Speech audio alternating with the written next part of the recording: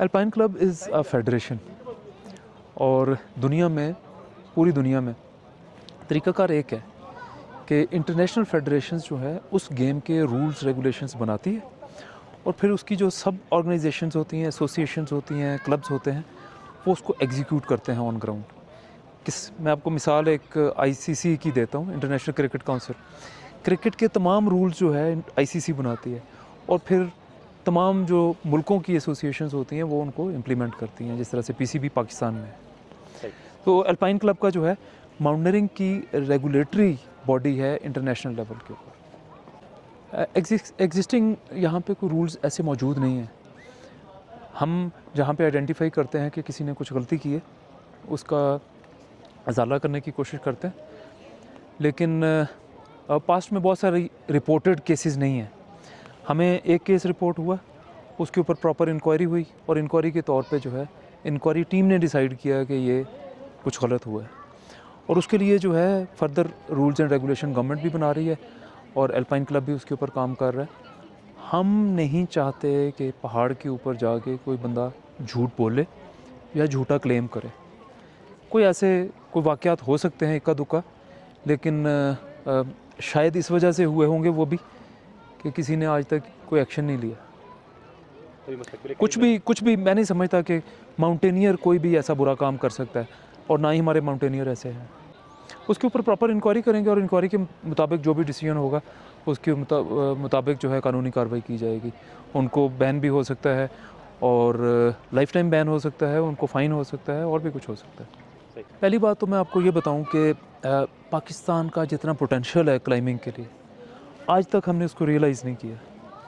इस दफ़ा मैं सिर्फ आपको बताऊं कि बालतोरों पे हमारे जो रिस्ट्रिक्टेड एरिया में जो क्लाइंबर्स हैं उनकी तादाद बहुत थोड़ी है।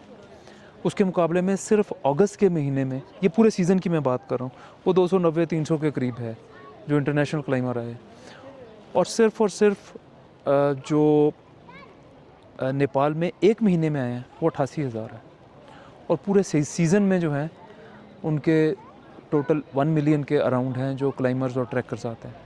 तो हमारा बाकी दुनिया के किसी मुल्क के साथ मुकाबला नहीं, लेकिन उसके मुकाबले में पहाड़ों की तादाद कहाँ पे ज़्यादा है। सिर्फ मैं आपको एक छोटी सी बात बता दूं कि दुनिया के 100 बुलंदतरीन पहाड़ों में से पाकिस्तान में 61 पहाड़ है और दुनिया के 7,000 मीटर से जो बुलंद पहाड़ हैं उनमें से 194 पाकिस्तान में। लेकिन अनफॉर्चुनेटली हमने अपने पहाड़ों को अनसेफ बना के और उनके ऊपर फैसिलिटीज़ कम रख के लोगों को आने नहीं दिया। दुरुस्त बहुत कुछ होना है। हमने कई दहाइयाँ गुजार दी हैं जो काम आज से 20 साल 30 साल पहले होना था। हमारे जो अल्पाइन क्लब के फोर फादर्स थे उन्होंने 70s में 80s में जो काम किया था वो हमने 2000s में आके उसको लूज़ किया।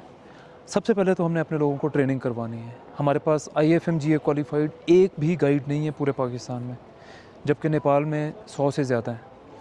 हमने अपने लो अल्टीट्यूड पोर्टर्स को ट्रेन करना है, उनको इक्विपमेंट प्रोवाइड करना है, हमने इंफ्रास्ट्रक्चर बेहतर करना है तमाम बेसिस के ऊपर, तमाम कैंपिंग साइट्स के ऊपर। हमने मेडिकल फैसिलिटीज़ हमने प्रोवाइड करनी है। इस सीज़न में हमने 2 नई डिस्पेंसरीज़ इस्टेब्लिश की आर्मी की मदद से और नौरंग फाउंडेशन की मदद से, जो कि और इसमें हमारे बड़े मायनाज लोग भी शामिल हैं, जिसमें नायरा कियानी और इमरान शिगरी शामिल हैं जिन्होंने उसमें कंट्रीब्यूट किया। उनकी मदद से हमने सिर्फ एक जो कंकॉर्डिया में हमारी डिस्पेंसरी बनाई, वहाँ पे हमने 1200 लोगों को ट्रीट किया सिर्फ 3.5 महीने के अरसे में।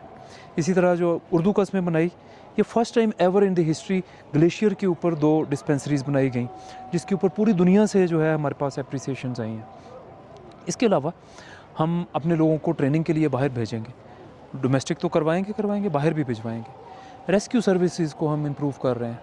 हम प्राइवेट एयरलाइंस को गवर्नमेंट के साथ मिलके और ग्रीन टूरिज़म के साथ मिलके प्राइवेट एयरलाइंस को लेके आ रहे हैं ताकि वो हेली सर्विसेज टूरिस्ट को भी प्रोवाइड करें, क्लाइंबर्स को भी रेस्क्यू के लिए अवेलेबल हो जाएं। इसके अलावा ये आबिद सदपारा यहाँ पे बैठा हुआ है, हमने रेस्क्यू की टीम मैंने अभी भिजवानी है, इंशाल्लाह बाहर हमने ट्रेनिंग के लिए भिजवाएंगे। और इनके पास एग्जिस्टिंग टीम है, उसको हम सप्लीमेंट करेंगे। मैं चाहूँगा अगले सीज़न तक कंकॉर्डिया में हमारे 4 से 5 रेस्क्यूअर्स पक्के बैठे हुए हों। हमारे फेरी मीडोज़ पे या रूपल साइड के ऊपर हमारे 2-3 रेस्क्यूअर्स बैठे हुए हों, तैयार हों, कुछ हादसा हो फ़ौरन पहुँचें और उनको रेस्क्यू कर सकें। इसके अलावा जो है, हम जो बाहर से जो आ रहे हैं लोग, उनको हम सेफ़ सर्विसेज, हम अपने पहाड़ को प्रोजेक्ट करना चाहते हैं कि हमारा पहाड़ सेफ़ और क्लीन है, safe mountains and clean mountains. तो उसके लिए हम CKNP के साथ भी मिलकर काम करेंगे, गवर्नमेंट के बाकी इदारों के साथ भी, और जो मुखैर हज़रात जो CSR एक्टिविटीज़ करते हैं उनको भी साथ लाएंगे कि पहाड़ों की क्लीनलीनेस में हमारे साथ, हमारे माउंटेनियर्स के साथ काम करें। आर्मी हमारे साथ पहले ही बहुत बड़ा ताउन कर रही है। 8000 किलो इस दफ़ा आर्मी ने अपना जो है, जो आर्मी का और आर्मी कैंप्स में और जो रास्ते में जो सिविलियन और माउंटेनियर्स और दूसरे लोग जो जाते हैं, उनका जो वेस्ट है उसको उठा के लेके आए हैं थ्रू दी कॉन्ट्रैक्टर्स और आर्मी के अपने लोग। तो ये बहुत बड़ी कंट्रीब्यूशन है हमारी सर्विसेज की तरफ से। इसी तरह से जो है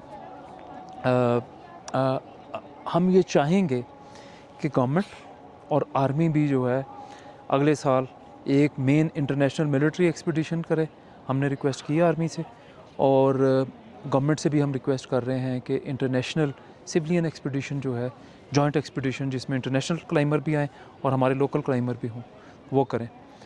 तो पहला स्टेप हमने लिया, ख़वातीन का एक्सपीडिशन करवाया है। छोटा एक्सपीडिशन था, लेकिन समझें एक ये ट्रेनिंग समिट था। इंशाल्लाह जैसे जैसे ये लोग हमारे ट्रेन होते हैं, हम बड़े काम करने जा रहे हैं। आप देखेंगे हर आए दिन एक नई एक्टिविटी हो रही होगी। अक्टूबर से लेके अगले मार्च तक हमारे लोग ट्रेनिंग एक्टिविटीज़ में बहुत ज़्यादा होंगे। हम कॉलेजेस यूनिवर्सिटीज़ को इनकरेज कर रहे हैं कि वो भी ट्रेनिंग में साथ आएँ इनके साथ। तो ये हमारे मोटे मोटे प्लान्स हैं। इसके अलावा अगर आप डिटेल में जाएंगे तो 100 डिफरेंट थिंग्स जो हम करने जा रहे हैं, लेकिन आपको नज़र आएंगे इंशाल्लाह।